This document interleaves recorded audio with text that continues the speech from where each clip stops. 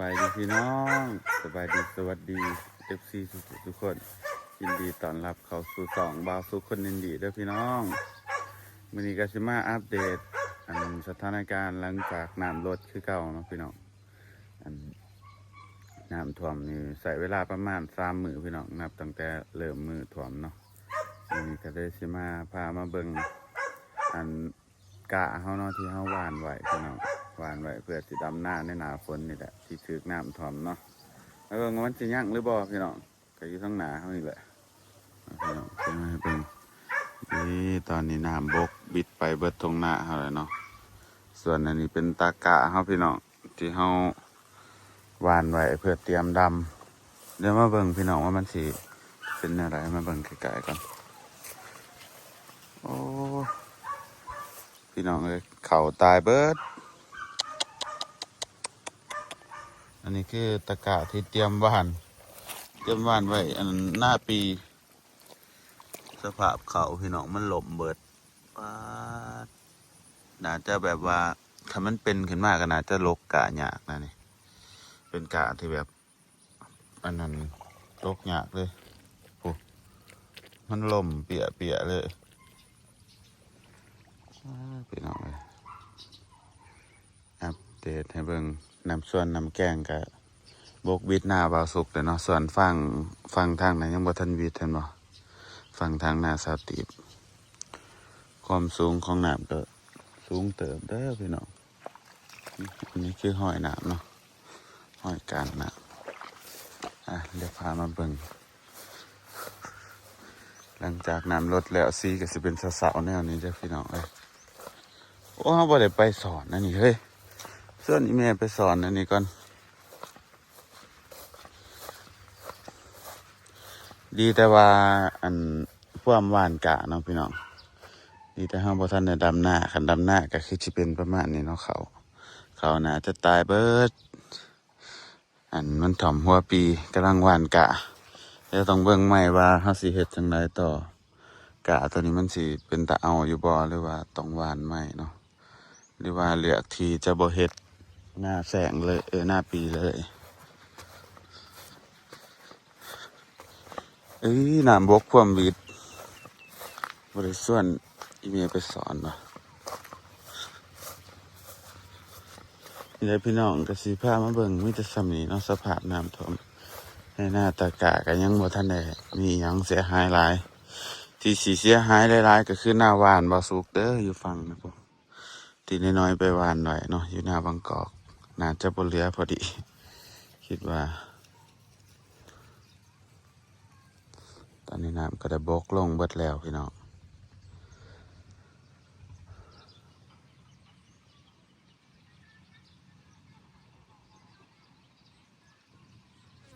หลังจากน้ำบกไปเบิดแล้วเนาะพี่น้องสีธรรมศาสตร์ต่างๆก็จะเป็นสีเสาๆแนวนี้เนาะ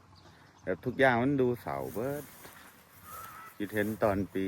2019พี่น้องน้ำท่วมฮอดหลังคาเฮือนเนาะคือแบบหลังจากน้ำบกแล้วทุกอย่างแบบว่าเป็นคือเมืองแบบเป็นคือบ้านแบบบ้านห่างบ้านยังนะพี่น้องมันเสามันแบบก็หย่อนยุกไปเป็นหลายปีเลยมันมีแต่ขี่ตมขี่ยังเนาะต้นไม้ใบหญ้ามันกับเขียวเนี่ยไปทางไรกับเป็นสีแบบนี้นะสีเทาเบิร์ดสุบอนบ่สดชื่นสดใสยัง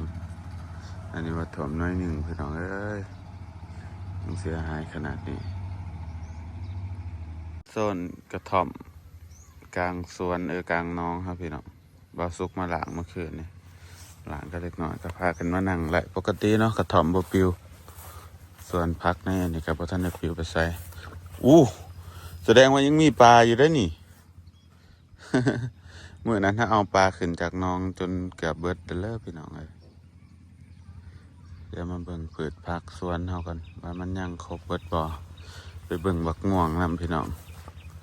บักคุ้งนี่นะจะบ่หลอดเด้อพี่น้องเด้อต้นบักคุ้งมันจะบ่ถือกับน้ำเด้อมันสิบวมน้ำเวลาน้ำท่วมนะเห็นบ่มันสิยืนต้นตายแบบนี้เลยมันจะเหลืองแต่ว่าบางที่มันอาจจะบางต้นที่มันแข็งแรงมันกับบหลอดมันกัหลอดก็มีแล้วพี่น้อง แต่ว่าน่าจะยากเนาะเพราะว่าน้ำท่วมมัน2-3 มื้อต้นซุ่มนี่เห็นบ่ใบมันเหี่ยวไปพี่น้องเหี่ยวแบบเห็นทันตาเลยต้นนี้ก็เห็นบ่อันนี้เคยเห็นว่ากำลังบวมน้ำแล้วนี่กำลังสิตายเลยพี่น้องเลยแต่เสียดายเนาะต้นมะฮุงอยู่ในบ้านก็มีอีกกกหนึ่งแบบงามนะกำลังเป็นหมากแบบนี่หลายโอ้ต้นนี้เป็นยังเป็นแค่ที่นี่ปลายมันยังสื่นอยู่พี่น้องเสียดายต้นมะฮุงเพราะได้ตำกินย่ำหน้าพี่น้องเลยทำให้ย่ำหน้าได้ตำกินได้ขึ้นมาแต่ดำหน้าก็ได้อันนี้บักม่วงนี่เป็นพืชที่ทนน้ำทนฝนนะพี่น้องน่าจะแบบหลอดเนาะต้นบักม่วงมากมันก็ยังอยู่ยิ่งได้กินพืชที่บ่ทนน้ำก็คือบักฮุ่งบักอิหยังวะที่เอามาปลูกแล้วมันบ่ติดบักนอกบักหน้าวพี่น้องขันน้ำท่วมตอนยังหน่อยนี่มันตายแต่ว่าขันมันใหญ่แล้วก็โอเคโอ้ยมองเขาตัวนี้มองโลเขาปันได้สิสุกเลยถ้ากินอยู่นี่อินดี้ขึ้นมาอินดี้พี่น้องมองบาสุกเป็นหน่วยใหญ่ๆคักว้าหน่วยนะเห็นปะกว่ามันใหญ่ ปลาติโตคิดไปกินว่าเฮ้ยจักหน่วยอุ้ยหน่วยนี้ไว้มันสุกหรือบ่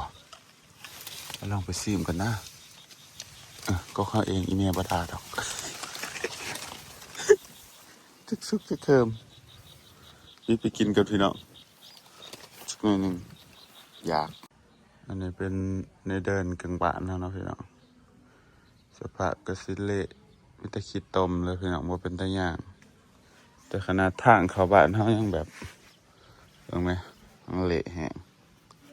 มันมีแต่ขี้ตมแบบย่างบ่ไหลเลยปีหน้าคันอยู่ดีมีแห้งมีเงินมีคำสิเทคอนกรีตพี่น้องเทคอนกรีตกับน่าจะเปิดร้านนะเพราะว่ามันไกลส่วนทางขางเฮือนเขากระด่างเมื่อวานนี้มันก็เลยบ่เสาก็ยังไม่มีสิกินข้าวเพลนพี่น้องแล้วที่ส่วนนี้แม่ไปสอนหอยไปบ่มีแยงเขาจะไปแยงอยู่ใส่ไปสอนห้องแม่แถวหนึ่งบ่มีผู้ใดนี่มีไฟมีบ่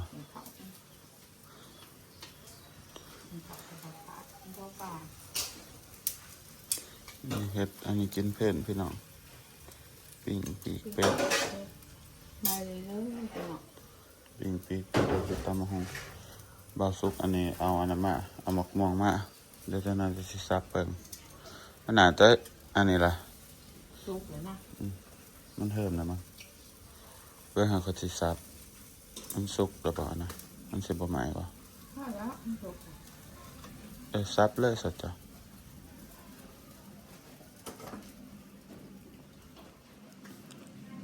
เดี๋ยวกินข้าวเพลนพี่น้องย่างเสร็จตัวนี้อมหอยโอ้ยว่าสิไปสอนหอยจะได้น้องเพื่อนน้องมีนี่มาทำเล็กหน่อยก็แค่นี้เองว่ามันนั่นเขาเนี่ยมันจะเหยียบเขาแล้วเลยเนาะ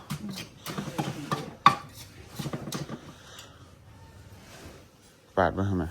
มันเสิร์ฟนะวะพอดีกินพี่น้อง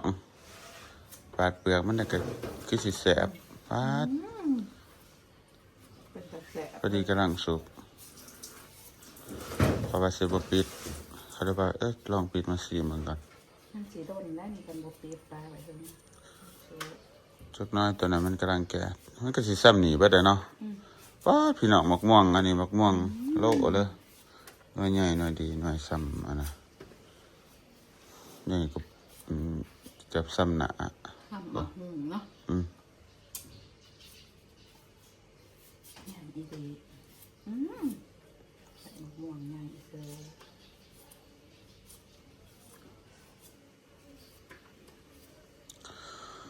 ก็สิหวานเนาะจะเป็นแบบมะม่วงอันนั้นเลยมองมันตาดมาทานใส่ฟันกับกิน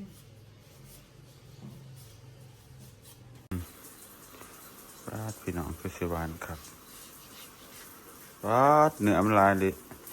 น่าเอ็นไปใส่เลยเอ้ามันก็เป็นโบโบเนี่ยนี่ มันอันนี้เฮิงเลยได้มันถือคนแห้ง ชิมก่อน มัน อืมอันจักยังไง ยา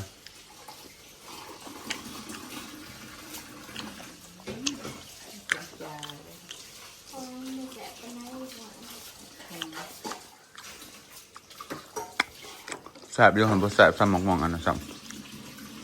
ก็หมักมองกันดู ำหมองๆแล้วมือเราขามือเรา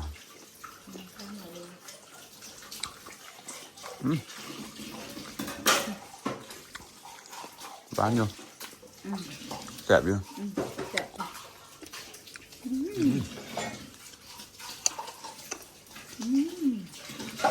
กินเล็บกับเจ้าเนาะ ทุกได้มันสูง พวกร้านมันบดจะเป็นน้ำพ้นตกมันมาจัง มันคนตก ไปพี่น้องนะครับไปกินข้าวน้ำกันเนาะน้องพี่น้องวันนี้กินข้าวเพื่อนำกันเด้อน้ำบกแล้วก็จักสิไปเห็ดหยังบัดนี้นั่นเด้อขนของไปเสื่องมาโอ้มันได้ใส่ปานกินหรอบอกมาตี มันได้กินเขา กินข้าวน้ำกันเด้อพี่น้องได้อันออมหอยปีกอันนี้ปิ้งปีกไก่แล้วก็ตำบักหุ่งเนาะกินข้าว มันไม่ท มาสุรัตน์ำบิวสุรัตน์ มากินน้ำกันนี่ เอ ออกไปหาตัดผมก่อนประกาศมันนิดหน่อยตอน ตัดให้ก็ได้ได้ไปให้เขาตัดเอาเวทดิเขาจัดกันเด้อ บอกขายเขาเกลือบอก ต้องเดินมันยังใส่ได้อยู่ป่ะ ยักษ์บไล บิว ตัดตั้งขาเอา เอ้าโลพี่ไม่แกะ นี่พ่อกิ ใจ น แต่ เดี๋ยว ป้อง เดี๋ อิ่มแต่บอมาเด้อ ร้านเดือดนะ ยวกินกับเนี่ยป่นบ่ไม่ลาปลา เราบอกแม่ดีมันดีมันตื้อจุดใจ พ่อกินก่อน เล่นยาสีผัดอะไรเป็นหนอนแน่ แป้งที่ฝันคนนี้เพิ่มเงินบ่ดีกว่า ขอเป็นใคร กะให้มันสิดอกได้บ่คิดว่าเพราะว่าคือสิดอกบ่ เพียงแค่วิ่งเอาไว้ ไม่เป็นปอดไม่เป็นปอด นั่งหน่อยอยู่นั่งจอง กะเฮาอันจักสิตายจักสิยักเนาะพี่น้องผมทาเบิ่งอีก เป ป ลี่ย ระ น มาณ เปลี่ยนมากก็อีก 3-4 มื้อผู้ใดทา มั ทั้ น งหม มี ดมัน แต่บอก มันมีแล้วเนื้อทูไปถ่ายคลิปมาไม่น่าบางกอกค่ะ นั่งก่อนตอนนั้นน่ะบอกว่า บอกแล้ว ดอกไม้ ไปถ่ายอัพ กันแล้วของเพื่อ เจ๊ถุงเนี่ยอิงมาถุงเนี่ยอิงมาเล็กมานะ ผักนะสูง มาเล็กยางมาเล็ก ลูกจอดไป ยางยางยางก็เองเนาะนี่เนาะไม่รู้สักไป ไปน้ำบกไปหาใหม่มาตก เนี่ย นะ ว่าอันนี้ มั ก็ น ปู สิหวานเนาะ เนี่ย ใหม่น้ำก่อน ว่าแต่เลย บ้านนั้นคนอื่นกับมึงเฮือกกันนะพี่น้องขอไปเลยนึงว่ามึงเฮือกไปหาซักมาใหม่มาตกก่อนมาใหม่น้ำส่วนมันสิหวานแซ่บจับ โมนาตาลุก มันตกแป๊บเดียวมันจะเจ็บ กูมีเบิร์ดเก็บตึ้งนี่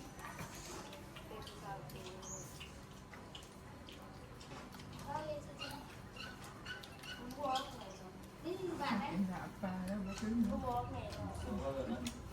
บอกไหนบ้านตั้งน้ำ เราสิไปสอนน้อยแต่ว่าอันนั้นหน้าปีนี้ถ้าจะเฮ็ดหน้าพี่น้องก็ได้เลยบ่ได้ไปแต่ละปีอันก็ซื้อเราบ่ได้เฮ็ดหน้าก็ได้ เลยนอนดิ ก็ได้เหยียบไปได้นะเพราะว่ามันสอนอยู่ให้หน้า คงไม่ดี กูได้เคยเห็นในสอนหอยจุก มันไม่ที่มีใจเงินมันจะยึดสิ่งอะไรแบบนี้ ตรงนี้เห็นไหม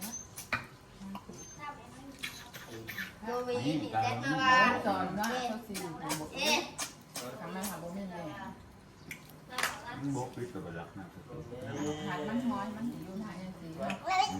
อย่างสีผม กูไปสอนอยู่อันนั้นก็ได้ หน้าอันนั้นนะหน้าฝักหน้าเป็นภาษามันคือร้านเนาะไปหาแง่ดื้อแต่คนนี้ตอน หาบ่มี เนี่ยใครว่ามีวะสูไปมีแง่งสอนกุ้งสู ใครก็มีวะ ห้องอีเดี๋ยวเอาไม่บ่ มี ใครมี เขาเล่นแย่งข้าว เนี่ย เนี่ยหยอบอ่ะยืมนั่นสิ อีน่า ก็ได้ไปสอน ไปกับเขาเดี๋ยวเมื่อไหร่ไปแล้ว นี่ได้ส่วนนิดหน่อยไป พอยก็ปวด มีบ่จิวตัวมีบ่ บ่ไม่ได้ บ่บ่เออยอน้ำมีบ่ เออเนื้อแซงนี่ งั้นไปเอาก็เบอร์ยอให้อ่านดิบอกว่าไอ้ซุปไม่ยืมมาสิยืมให้ไอ้ซุป เขาอยู่หัน เขาจะอยู่หันอยู่มั้งไปสอนห้อยมาแบ่งกันไปได้แล้วความหนักมันบกก็ค่อยสอนหรือว่าต้องสอนทุกปีไปสอนน้ำกันนี่ไปแล้วสิพาไปสอน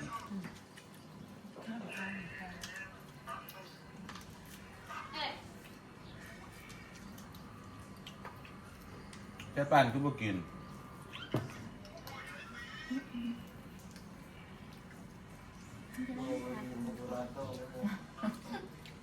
อะไร ไปพี่น้องกินข้าวกันเด้อวันนี้